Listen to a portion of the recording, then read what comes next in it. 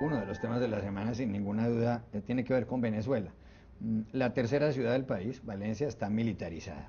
El miércoles de esta semana, UNASUR, donde están todas las naciones suramericanas, como su nombre lo indica, expidió una resolución donde manifiesta su preocupación ante cualquier amenaza a la independencia y soberanía de la República Bolivariana de Venezuela. Eso dice textualmente la resolución.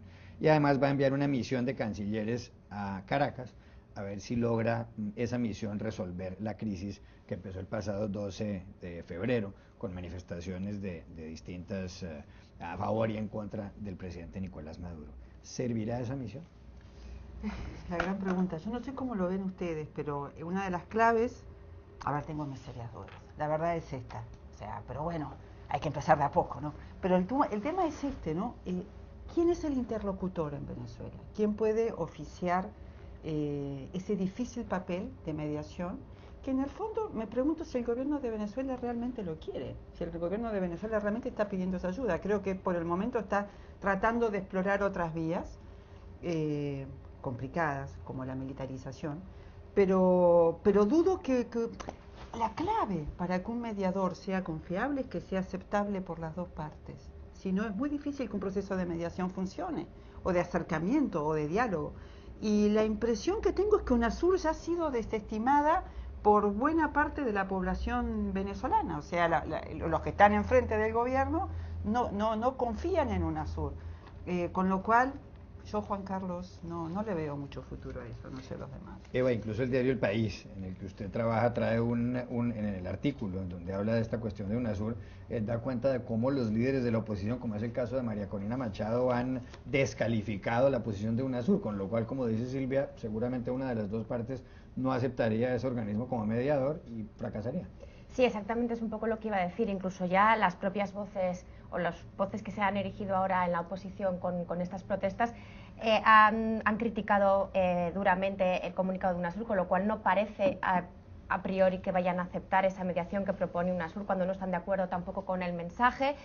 El propio gobierno de Maduro y lo que quiere es que se siga con esa conferencia de paz que para ellos creen que es el foro adecuado, y además ellos ya culpan a la oposición que ellos sí que están abiertos al diálogo, pero que son ellos los que no quieren. Y yo creo que aquí al final se ha polarizado todo tanto que es muy difícil realmente que ellos por sí mismos, tanto la oposición como el propio gobierno chavista, puedan llegar a un punto de acuerdo, porque creo que voces intermedias como la que podía ser quizás Capriles, que era un poco el único que capaz de quizás esa parte del chavismo que tampoco es tan acérrima a ellos, podía incluso atraerlos, ha desaparecido. Entonces ahora no veo yo exactamente quién pueda hacerlo. Muchos exiliados aquí venezolanos, bueno, exiliados, no son exiliados, son expatriados, o bueno, están aquí, hablan un poco quizás de la Iglesia Católica como la que podría ser un poco el que podría ser canal de mediación.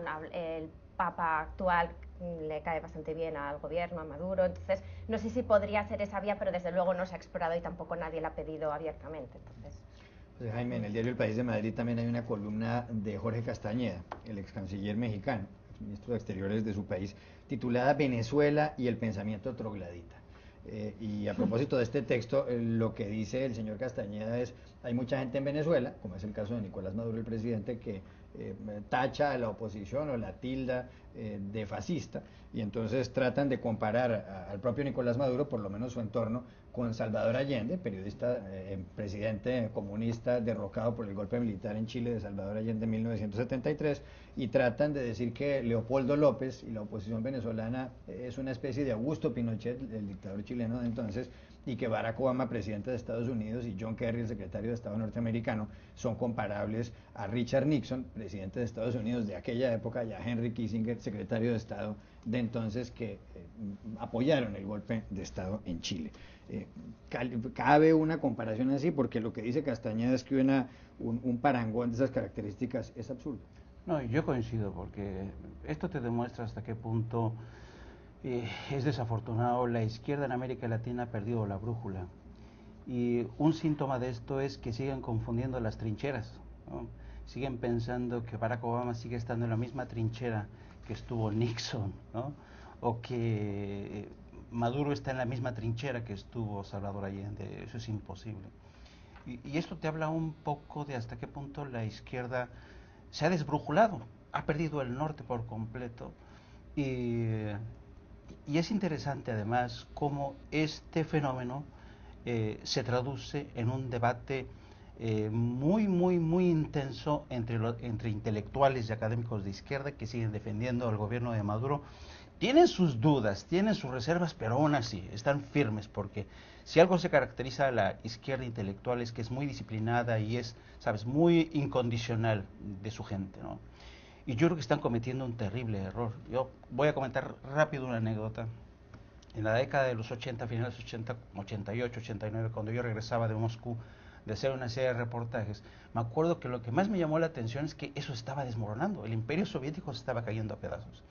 Y cuando regreso a España, donde yo estaba basado, tengo una conversación con uno de los ideólogos del Partido Socialista, Rodolfo Paradmio, y le comento, oye Rodolfo, las cosas están muy jodidas en Rusia, se está cayendo eso.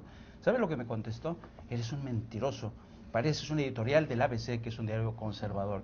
En ese momento la izquierda se negaba a aceptar que el modelo soviético estaba fracasando. Eso te da un poco la idea de que a veces a la izquierda le cuesta aceptar, tragar la realidad.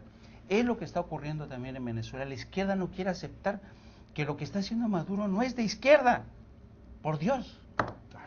Muni Jensen, hay un editorial en la página web del periódico The New York Times este viernes titulado The Blame Game in Venezuela, algo así como el juego de culpas en Venezuela. Dice este texto del periódico más influyente del mundo que Nicolás Maduro debe caer en cuenta de que no va a lograr nada reprimiendo manifestaciones y continuando por el camino que ha escogido, y que la oposición también debe entender que no va a sacar nada manifestándose en las calles. Pide el editorial del New York Times, que seguramente aparecerá en la edición impresa del fin de semana, que haya una mediación y que la haga o un grupo de sindicatos venezolanos o UNASUR. Yo no sé si los señores del New York Times no están leyendo las noticias, porque los señores de UNASUR ya han dicho que ellos no van a servir exactamente de mediadores, sino que solamente van a enviar una misión a Caracas. ¿Será posible que un sindicato en Venezuela sirva de mediador entonces? No, y esto demuestra la ingenuidad no solamente de esta editorial, sino que tiene toda la razón Jaime, y es que en el 2014 sigue existiendo esa especie de visión naif de lo que es un movimiento como el de Nicolás Maduro. Se queda corto en soluciones este editorial, pero sí tiene una reflexión interesante que hace al principio, donde dice que esto no es una primavera venezolana, esto no se soluciona derrocando a un líder, esto se soluciona buscando una salida dialogada.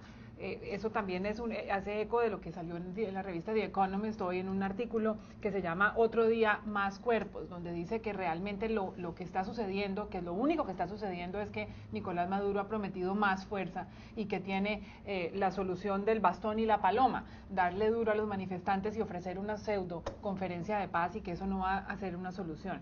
Lo que pasa es que no sé si son ingenuos también en pensar que va a haber un organismo extranjero, ya sea el Papa o el Espíritu Santo o UNASUR o alguna organización internacional, que va a solucionar un problema que tienen que solucionar los venezolanos, y que no existen instrumentos por fuera de las fronteras de Venezuela. Ya está muy demostrado después de un mes de violencia que vayan a responder a estas necesidades y esta polarización horrible del país.